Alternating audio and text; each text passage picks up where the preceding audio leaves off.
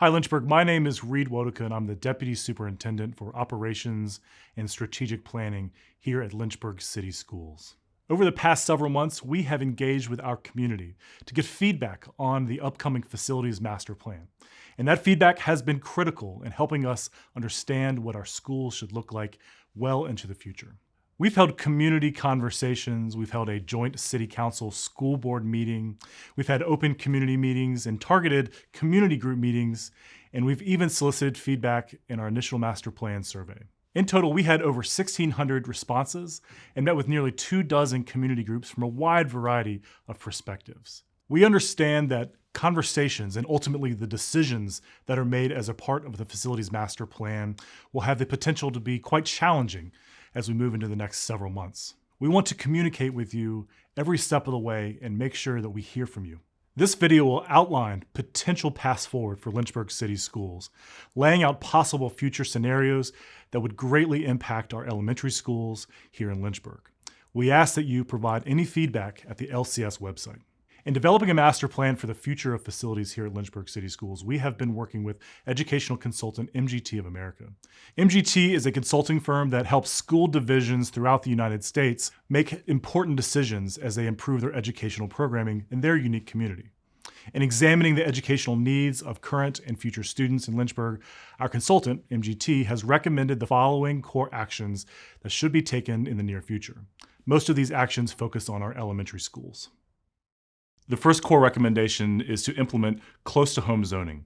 In many cases, elementary students travel past several other elementary schools to get to their school. This system has been in place for decades and was intended to support integration, and certainly had that very important effect. However, this also had the effect of limiting the ability for parents and families to engage with their child's school, and in some cases having to drive across town. This is extremely expensive in terms of transportation as well. Attendance zones that are more closely tied to neighborhoods while fulfilling the critical need to have diverse schools would provide shorter bus routes to and from schools and would make it easier for parents and families to engage in their child's education.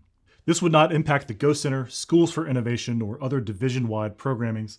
These programs would still exist and would still be supported in this model. The next core recommendation is to make physical improvements to our elementary school buildings. The condition of many of our elementary buildings across the divisions are just not suitable for current and future student needs across the city of Lynchburg. We have wonderful schools, but the reality is that many are showing their age, and renovations are needed. This certainly includes safety and maintenance updates as well. In some cases, elementary school buildings should be built or expanded to accommodate a greater number of students where space allows in order to optimize the use of our school buildings. We should also consider expanding our pre-K options as well as our career and technical education opportunities. This will provide the opportunity for more students in our city to be prepared for kindergarten, as well as provide greater opportunities to excel beyond their graduation years.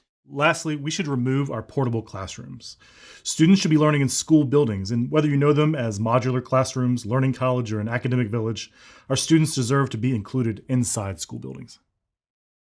Based on these core actions and after extensive community engagement, MGT has developed 4 possible scenarios for our community to consider and offer feedback. I want to walk you through each scenario, and then I welcome you to share your thoughts on the Facilities Master Plan survey on the LCS website.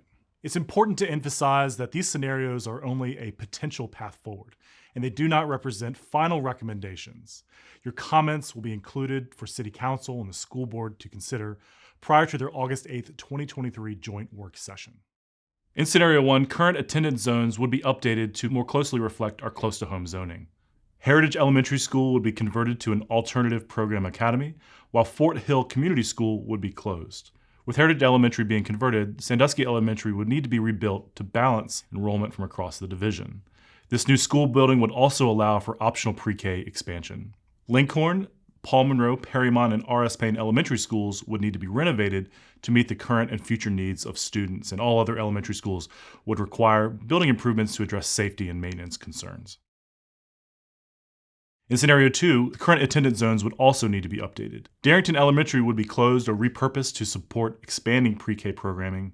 As in Scenario 1, Lincoln, Paul Monroe, Perrymont, and R.S. Payne Elementary Schools would be renovated, and all other elementary schools, including Heritage and Sandusky, in this scenario, would require safety and maintenance improvements.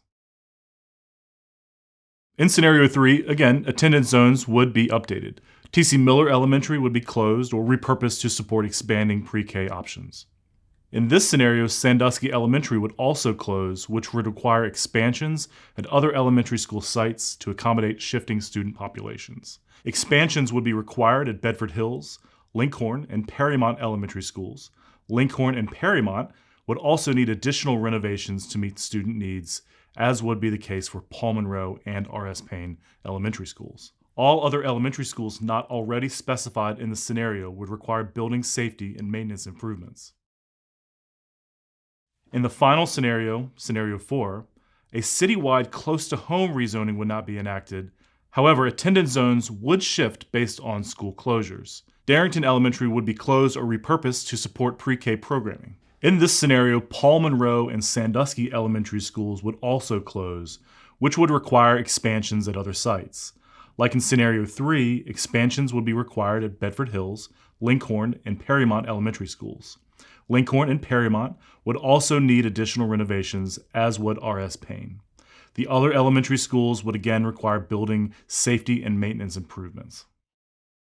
We know these scenarios will raise a number of questions for students, staff, parents, families, and the community. Many of these questions will be answered once a final scenario is decided upon. For instance, if attendance zones are changed, it's too early to tell where any specific child will attend school in the following years.